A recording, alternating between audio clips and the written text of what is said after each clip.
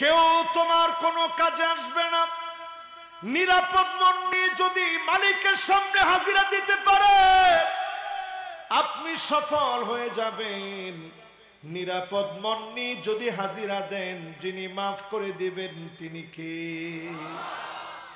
বাপকে শহীদ করে দেয় সন্তান, বাপকে ধমক দিয়ে কথা বলা হারাম, শব্দটা বলা হারাম।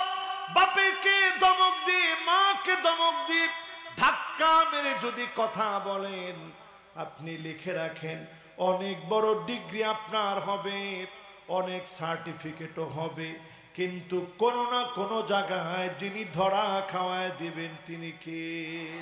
রিহান তৈবা, মৃদু বাতাস আসবে।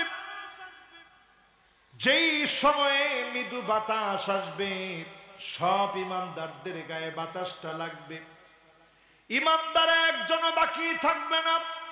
সব ইমানদারদের গায়ে বাতাসটা লাগলে শীত শীত মনে হবে, ইমানদারদের গায়ের ভিতরে শীত শীত লাগবে। ইমানদাররা দুনিয়া থেকে বিদায় নেবে, ইমানদাররা চলে যাওয়ার পরে দুনিয়ার ভিতরে যিনি কিয়ামত দিয়ে দিবেন তিনি কে?